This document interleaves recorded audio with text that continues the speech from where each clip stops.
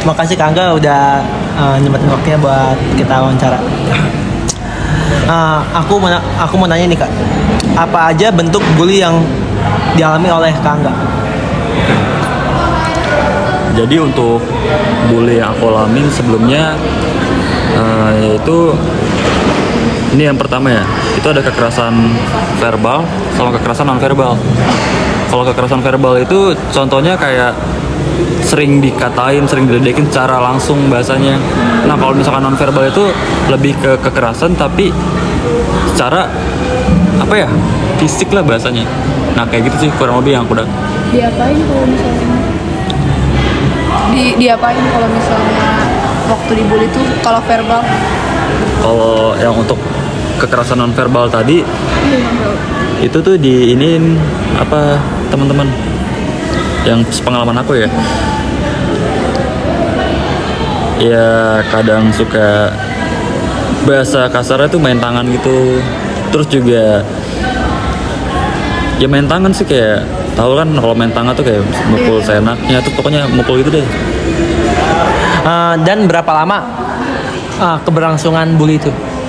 Dan berapa lama?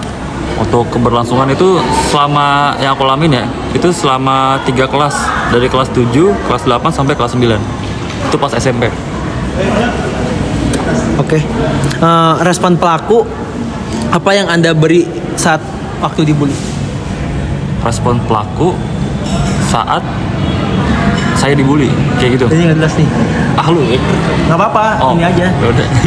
Respon perilaku apa yang Anda beri pada saat dibully? Oke.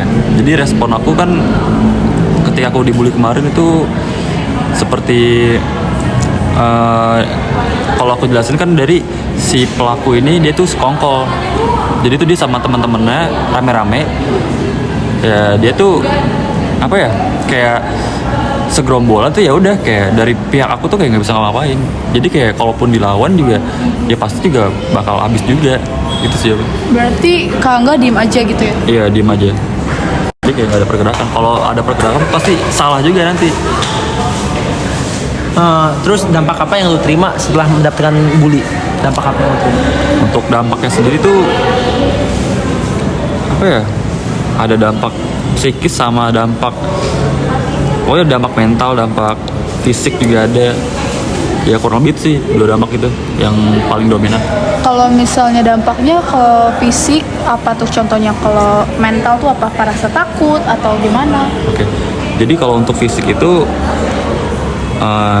ya ada luka-luka dikit lah, kayak sedikit lebam mungkin.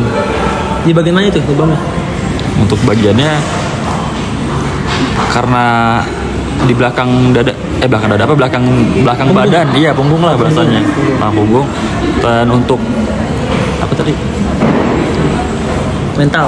Oh ya, untuk mental itu ya jadi itu ya bikin ngedown banget. Kayak ketika kita ngeliat orang baru tuh kayak enggak apa ya, takut gitulah bahasanya. Kurang percaya diri. Iya, kurang percaya diri, kayak takut ketika orang ngeliat orang baru bahasanya. Nah, selama lu dibully, lu nyeritain nggak ke orang tua lu tentang lu gitu? Untuk cerita ke orang tua, saya sendiri tuh nggak bercerita kalau saya terkena dampak korban jadi bully. Berarti nggak cerita? Alasannya apa? Alasannya ya menurut aku cukup banyak. Salah satu hal yang nggak pengen aku ceritain tuh ya karena apa ya, kayak nggak mau orang tua tahu kalau anaknya itu ya jadi korban, karena takut bikin khawatir sama bikin kepikiran lah. Jadi ya udah dipendem aja gitu pasti. Nih, setelah mengalami bully, dampak apa yang lu dapat? Misalnya entah lu takut sama orang lain, kepercayaan diri lu tuh berkurang nggak? Seperti sebelumnya, jadi kayak dampak mental juga tentunya kena. Dimana ketika saya ketemu orang baru tuh kayak takut. Percaya. Iya, takut kayak kejadian juga, takut jadi korban juga, karena kan juga nggak kenal.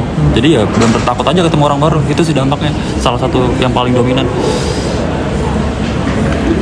Nih, bagaimana yang lu temukan untuk membangun rasa percaya diri dan harga diri setelah mengalami bully. Untuk cara biar menanggapinya ya, Iya. supaya Membangun rasa percaya diri. Oke, untuk caranya itu, Bully itu. untuk caranya, Ini maksudnya udah ke proses pemulihan ya kak? iya, untuk proses pemulihan salah satu tadi tuh caranya tuh ya Rasa percaya diri. kita tuh lebih apa ya, lebih percaya kepada diri kita dulu. Dimana kalau kita percaya sama diri kita, kalau misalkan orang lain mau berteman sama kita tuh kita udah nggak netting lagi. Jadi tentunya kita harus percaya sama diri kita kalau orang itu tuh nggak bakal, orang baru ya biasanya, orang baru tuh kayak nggak bakal nyakitin kita, nggak bakal bully kita. Ya itu caranya kita percaya sama diri kita kalau orang lain yang nanti akan kita anggap teman tuh ya pasti bakal jadi teman kita, bukan jadi apa ya, pelaku bully yang bakal nanti kita dapat gitu. Bagaimana awal Anda tuh mengenal bahwa ini tuh bully? Awal-awalnya. Tanggal, waktu atau gimana? Nggak, maksudnya tuh kayak, kok kakak bisa sih menyimpulkan kalau kakak ini dibully gitu loh? Oke. Jadi awal aku nyimpulin bahwa diri aku dibully tuh ketika apa ya, kayak hal itu tuh berlangsung secara terus menerus. Kakak Jadi nggak merasa, kakak nggak merasa itu mungkin bercanda? oke. Jadi kalau aku juga sebenarnya apa sebelumnya udah pernah sempat cari tahu kalau bercanda itu nggak sampai segitunya gitu. Sampai ke fisik ya. Iya, ke fisik, ke mental. Dan ini menurut aku bukan bercandaan tapi lebih ke tadi korban bully. Jadi aku anggap aja itu sebagai bully. Aku mengklaim bahwa itu tuh bully karena ya yang aku rasain kayak gitu. Kayak gitu. Nah, terus cara lo membangun kepercayaan diri lo lagi setelah jadi bully gimana? Oke, cara membangunnya itu ya itu ke diri kita dulu, baru ke lingkungan kita, bisa ke orang lain. Itu sih. Dengan melakukan apa itu? Dengan melakukan Cara lu gimana? Contoh-contoh kecilnya, Contoh misalnya kecilnya. di kehidupan sehari-hari. contoh kecilnya sering ini apa ya, sering mengapresiasi diri salah satunya. Iya, kayak misalnya kita habis melakukan hal apapun itu ya kita apresiasi ke diri kita. Habis itu ya udah, itu salah satu hal yang mungkin bikin percaya diri lagi buat kedepannya. Apakah Anda berubah setelah mengalami bully? Ada perubahan nggak di diri lu setelah mengalami bully? Untuk perubahan sendiri itu cukup banyak. Yap. Dimana aku tuh lebih apa ya, lebih belajar bahwa kegiatan kayak bullying itu sebenarnya nggak baik gitu. Jadi apa ya, kayak ya buat apa juga gitu adanya kegiatan itu. Itu sih yang bikin aku kayak gitu dah. Nih, menurut lu nih, apa penyebab lu dibully? Oke. Kalau secara nyatanya ya tentunya fisik, dimana fisik saya itu banyak kekurangan dan mungkin para pelaku tuh nyari celahnya di situ. Fisik. Iya, fisik. Jadi lu merasa kayak ada yang kurang dari diri lu Iya. gitu, dari fisik gitu. Dari ini misalnya mungkin lu merasa kurang bergaul atau gimana? Ya, kalau itu sih pilihan kedua ya, tapi yang pertama itu fisik karena ya saya juga tahu batasan diri saya kan, jadi ya tahu sih kayak oh ternyata orang lain melakukan itu ya karena fisik saya. Nih, setelah gua wawancara dua informan sebelumnya, dia kan orangnya kan pendiam. Apakah lu sebelumnya juga pendiam orangnya waktu semasa sekolah? Untuk pas masa sekolah kemarin ya saya pendiam banget, paling pendiam. Saya dulu pas SMP ya, itu SMP tuh ya kadang makan aja suka di bawah meja. Ketika orang-orang di kantin makan di atas ya saya di bawah. Saking pendiam itu kayak gitu, saya saking introvertnya ya bahasanya ya. Kalau bahasa anak-anak gaul sekarang ya itu sih, pendiam. Apa yang membuat lu kuat dalam proses pemulihan?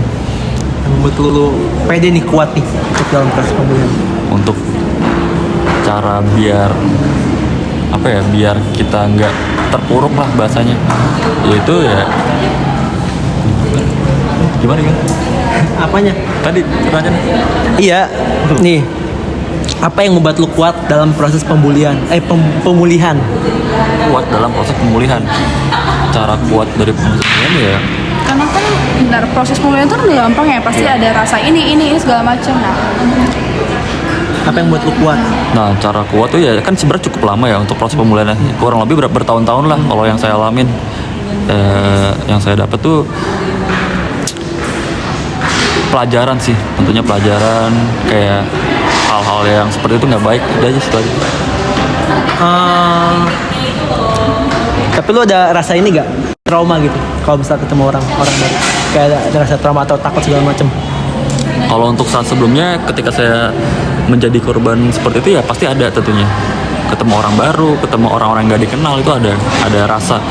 Tapi untuk setelah proses pemulihan ya aku udah cukup merasa bahwa orang-orang di sekitar tuh baik udah sih.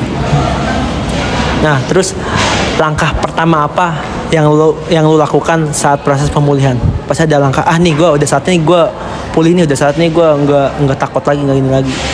Untuk langkah pertama tuh ya saya berpikir bahwa ketika saya begini terus tuh kayak bahasanya kayak ketika saya merasa terpuruk terus ya saya merasa bahwa saya tuh nggak bisa berkembang dan dimana ada harapan dari orang tua juga kalau tuh anaknya tuh pengen sukses, pengen berkembang lah. Nantinya di situ sebagai motivasi saya supaya tidak terpuruk.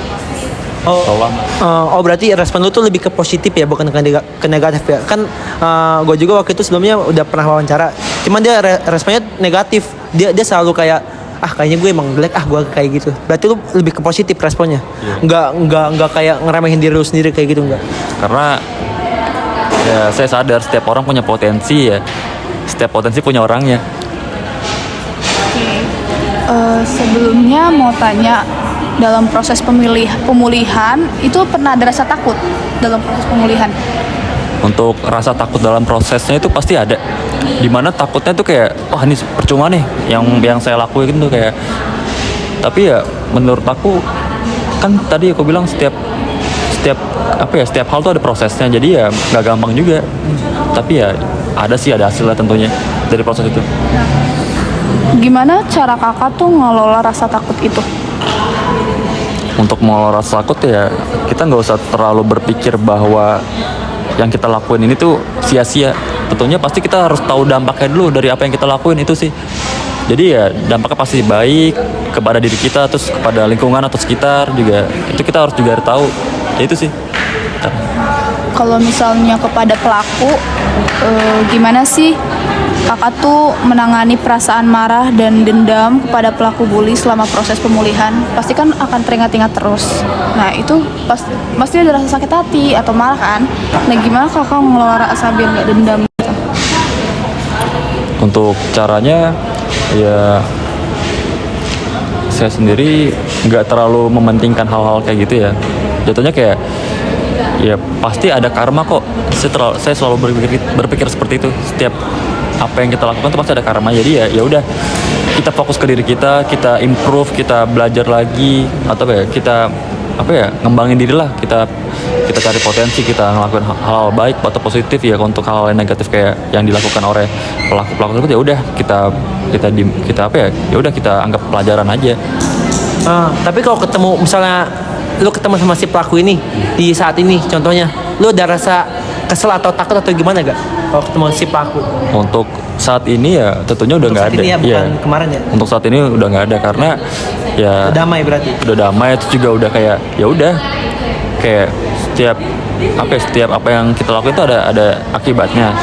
Jadi ya udah itu kehidupan dia dan itu kehidupan aku juga, dan dari aku sendiri juga pasti punya pengalaman dari hal kayak gitu. Karena kegiatan bullying itu sebenarnya sangat-sangat gak baik dan itu bakal ngerusak mental dari korbannya itu sih. Kalau yang kakak rasakan saat ini dibanding dulu kakak menjadi korban bullying apa? Kayak ada gak sih perbedaan yang dirasain saat ini dibanding kakak waktu itu dulu dibully? Untuk perbedaan sendiri itu cukup banyak. Dari segi percaya diri, kayak sebelumnya takut. Kalau sekarang lebih enjoy, lebih berani lah ketemu orang-orang baru. Kurang lebih kayak gitu sih. Kalau misalnya dalam proses pemulihan nih, gimana sih cara kakak tuh nangani rasa kesepian saat isolasi diri yang mungkin aja muncul dalam proses pemulihan itu?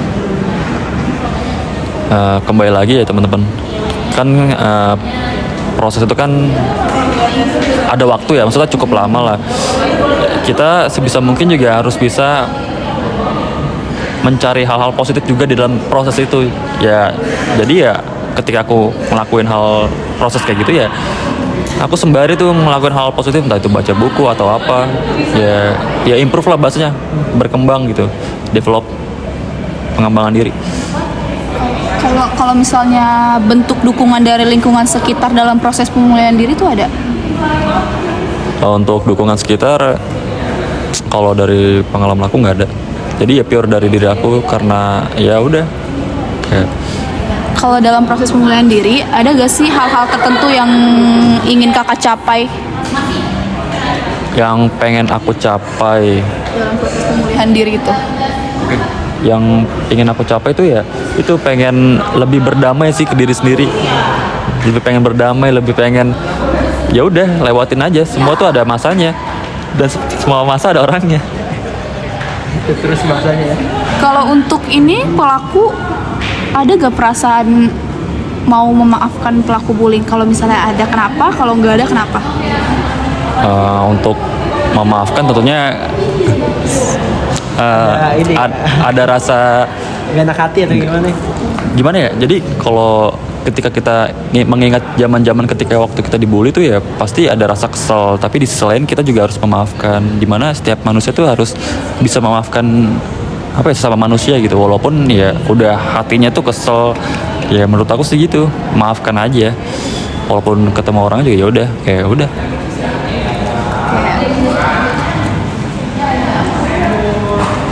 Nah, kan lu sebagai korban bully nih, ada gak sih pesan buat para pelaku bully atau calon pelaku bully ke depannya? Pesannya tuh apa yang pengen lu ungkapin? Oke, jadi untuk pesan kepada para pelaku tentunya, jadi untuk bully sendiri tuh benar-benar nggak baik. Itu harus ditekanin tuh, benar-benar nggak baik, benar-benar kayak ya hal-hal yang jahat lah. Itu jangan apa ya, jangan ada bully-bully gitulah, kayak udah nggak zaman gitu. Apalagi zaman sekarang tuh ya apa ya, udah nggak ada covid lagi kan, jadi pasti offline juga. Itu harus saling merangkul, jangan ada bullying. Itu benar-benar bikin mental anak yang korban itu apa ya, bikin bisa aja dari korban itu bisa bunuh diri. Untung aja kayak ada korban-korban yang bisa improve dari kejadian, ia bertahan kejadian itu. Jadi ya jangan deh, intinya kan kita nggak tahu ya, setiap orang itu punya batasan masing-masing. Takutnya itu batasan dia, misalkan jadi korban terus tiba-tiba bunuh diri, kan kayak nggak lucu juga. Itu sih saran. Kan kemarin juga kan sempat ada berita kan ya, ada orang yang depresi terus bunuh diri gara-gara dibully. Tanggapan lu gimana? Nah, tanggapan saya sendiri ya itu yang saya bilang, setiap orang tuh punya kapasitasnya. Ketika dia diperlakukan seperti itu ya mungkin itu udah batas maksimal dia. Jadi ya sebisa mungkin Depresi itu gua. ya sebisa mungkin dari sisi kitanya itu harus bisa menjaga diri, bisa mungkin menyebar hal positif lah. Itu sih. Oke, mungkin itu aja yang bisa yang bisa kita sampaikan ya. Pokoknya makasih banget buat Kak Angga yang udah mau jadi informan kita. Oke, nggak apa-apa. Makasih juga udah wawancara saya. Semoga sukses ya.